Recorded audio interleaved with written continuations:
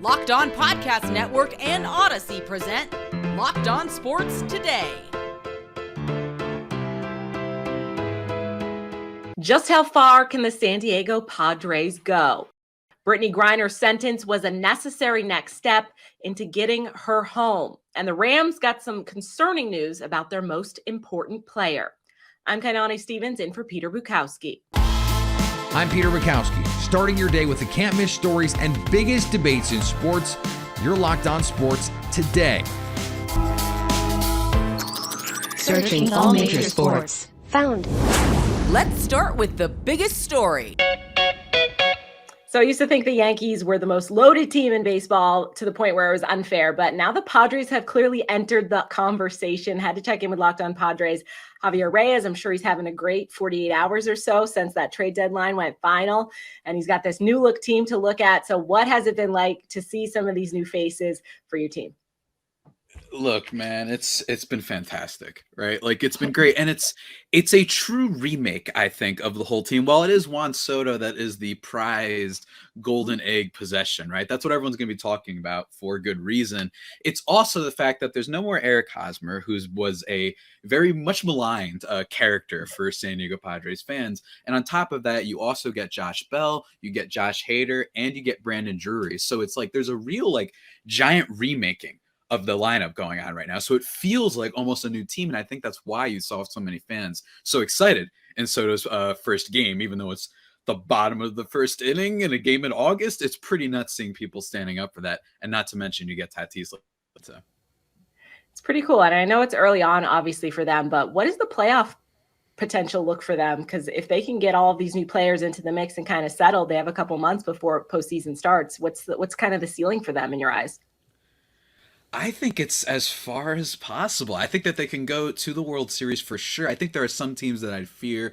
Everyone talks about the Dodgers, obviously. I think the Mets with that DeGrom-Scherzer combo is going to be giving people nightmares potentially. But, hey, we've seen how baseball unfolds. As long as you can make it into the postseason and you have, like, somewhat of a decent rotation, which I think is the big thing with the Padres here, where, yes, they've acquired and boosted the offense in the bullpen, but also they've got a really nice, solid set of starting pitchers, with Blake Snell performing really well, third best strikeout rate in the majors among all qualified starters over the last month. He's starting to figure things out. And then, of course, you've got Musgrove, and then you've got Mike Clevenger, and then you've got Yu Darvish. So they feel very complete. And usually when you're complete, that's not a guarantee you'll win the World Series. This isn't like the NBA where the super teams, as long as they stay healthy, they just win it, right? But it means that you're going to be in contention. It's kind of weird to talk, you got World Series in the conversation here, because I just want to kind of juxtapose it to what was your thought process for their ceiling maybe in spring training?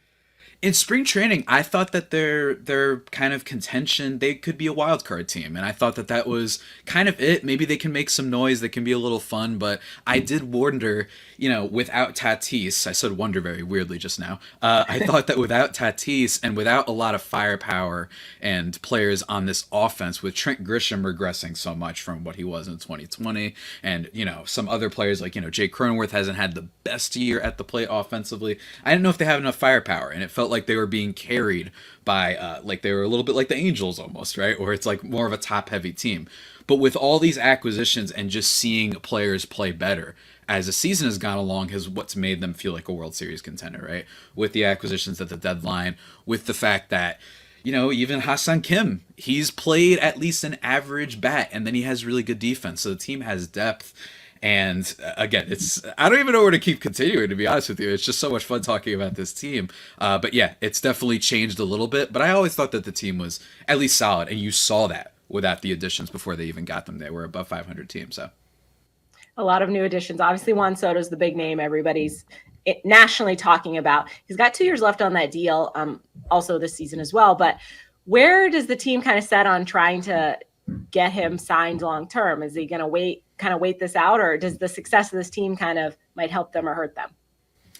I think that the success of the team, first of all, with Tatis, it's just kind of like you do wonder when he comes back. Like, he did have that injury on the shoulder last year, and then he had the motorcycle accident. So I think that's one kind of thing for people to keep an eye on, right? Is that with that shoulder injury that kept him out a lot of last year, that's not necessarily something that's going to be amended once he comes back and from the IL, right? So it could be a thing that is distracting to the team, or at least to fans, where they're just wondering, is this guy just a ticking time bomb, or we're wondering if he's going to get hurt, which early on in his career has unfortunately been the case. Although I do think it's a little bit too early to be calling this guy the next, Troy Tulowitzki or anything. But that's what people have to be wondering. They have to be wondering if Yu Darvish can hold up. He is up there in age.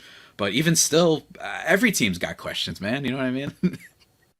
Stay up to date on the San Diego Padres by subscribing to Locked On Sports Today and Locked On Padres podcasts on the Odyssey app, YouTube, or wherever else you get your podcasts.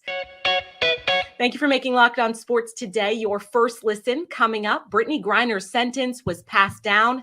Now what's next? Here's what to look for on BetOnline, your number one spot for your gambling needs.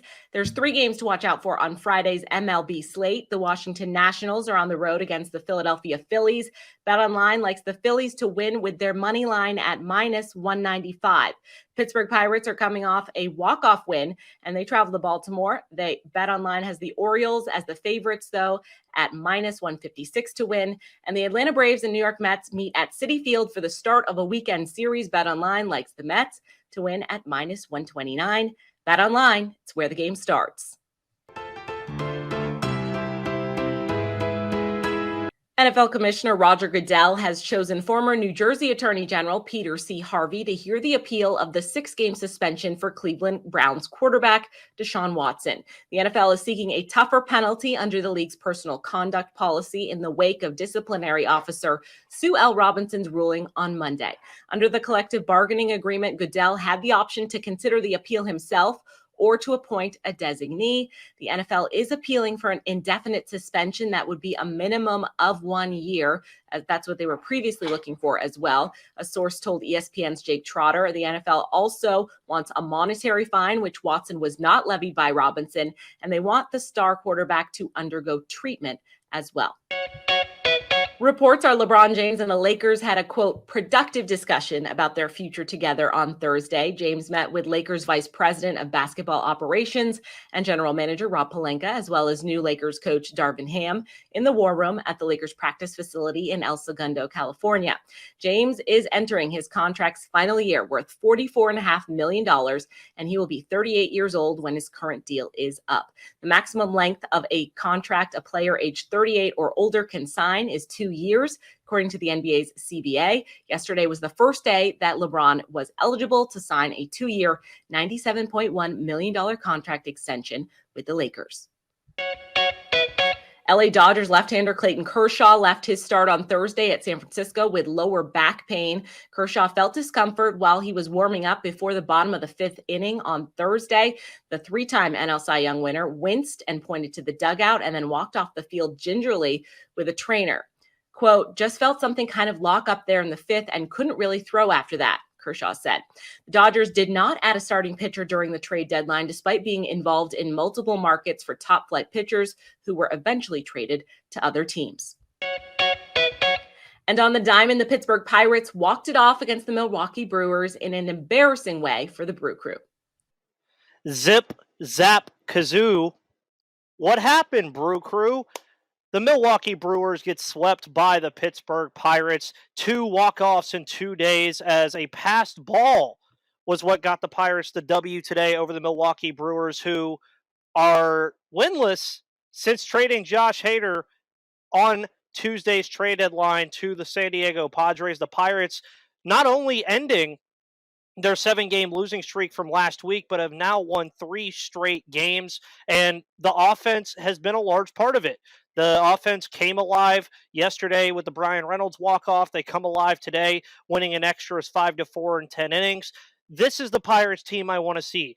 They don't have to do it pretty, but get some W's, get these guys some experience, especially the young guys. Tucupita Marcano has returned and done a phenomenal job where he's been placed. Brian Reynolds' bat has come alive since his BP session Tuesday afternoon. And the Pirates are just doing good things, man. They're doing good things. They move on to Baltimore tomorrow, so we'll see if they can keep the win streak going to Camden Yards. My name is Ethan Smith of the Locked On Pirates podcast, and I will see you on the flip side.